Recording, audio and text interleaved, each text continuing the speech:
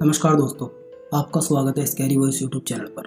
दोस्तों, आज जो मैं आपके लिए कहानी लेकर आया हूँ, ये काफ़ी रहस्यमय कहानी, जिसे सुनने के बाद आप भी सोच में पड़ जाएंगे कि क्या ऐसा भी सच में हो सकता है।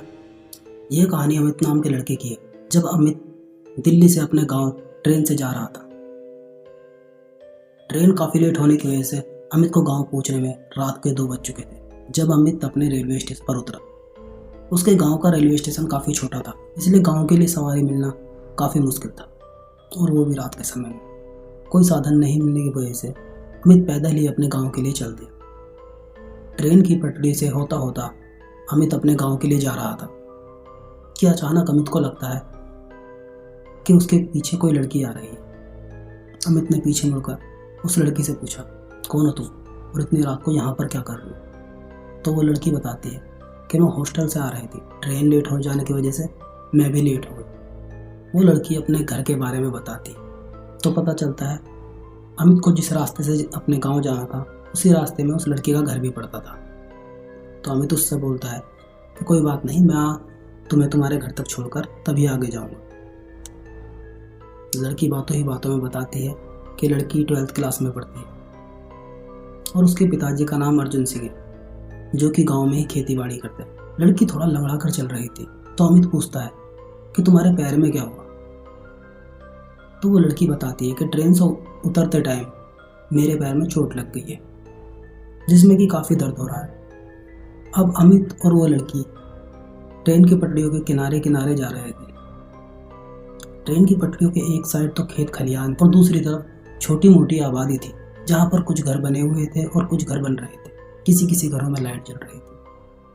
वे दोनों बातें करते करते कब रेलवे फाटक तक पहुंच गए पता भी नहीं चला। कुछ देर बाद उस लड़की ने इशारा करके अमित को अपना घर दिखाया, जो कि ट्रेन की पटरियों से लगभग 50 मीटर दूर था और अंधेरे से घिरा हुआ था।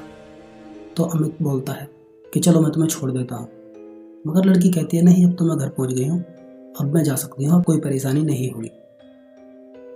तो अमित बोलता है तो ठीक है, मैं यहीं पे खड़ा हूँ, तुम अपने गेट पर पहुँच के मुझे आवाज़ लगा देना, मैं समझ जाऊँगा तुम घर पहुँच गई हो, मैं अपने गाँव के लिए निकल जाऊँगा। वो लड़की ऐसा ही करती। वो लड़की घर के गेट पर जाकर अमित को आवाज़ लगाती और अमित अपने गांव के लिए चल देता है। 2-4 दिन बाद जब अमित वापस दिल्ली के लिए आ रहा था, उस लड़की के घर के सामने से गुजरते समय उसे उस लड़की की याद आती है और वो सोचता है कि चलो उस लड़की से मिलकर चलता हूँ, क्योंकि उसके पैर में चोट भी लगी हुई थी, हालचाल भी पूछ लूँगा। तो अमित वहाँ के एक दुकानदार से अर्जुन सिंह के घर का पता पूछता है। तो वो दुकानदार एक घर की तरफ इशारा करके बताता है, ये जो आदमी घर के बाहर टहल रहे हैं यही अर्जुन सिंह है। अमित अर्जुन सिंह के पास जाता है और नमस्ते करता है। अर्जुन सिंह अमित की शक्ल को देखकर उसे पहचानने की कोशिश करता है और बोलता है, बेटा मैंने तुम्हें पहचाना नहीं, कौन? तो अमित बताता है कि अंकल 3 दिन पहले मैं रात को रेलवे स्टेशन से आ रहा था, रास्ते में मुझे आपकी लड़की रेखा मिली थी, जिसके पैर में चोट लगी हुई थी। अब उसकी तबीयत कैसी है? सुनकर अर्जुन सिंह को घर में चलने का इशारा करता है। वे दोनों एक कमरे में जाकर बैठते हैं। तभी एक लड़की अमित के लिए चाय और नाश्ता लेकर आती है। अर्जुन सिंह बोलता है कि ये मेरी छोटी बेटी सुमन। अमित पूछता है, और रेखा? तो अर्जुन सिंह दीवार पर टंगी हुई एक फोटो की तरफ को इशारा करता है, जिसे देख करके अमित डर जाता है, क्योंकि उस दीवार पर रेखा की फोटो टंगी हुई थी, जिस पर के माला चढ़ी हुई थी। अर्जुन सिंह बताता है कि 3 महीने पहले रेखा घर आ रही थी और रेलवे स्टेशन पर ट्रेन से कटकर रेखा की मौत हो गई। ये सुनकर अमित काफी डर जाता है और अर्जुन सिंह रोने लगता है।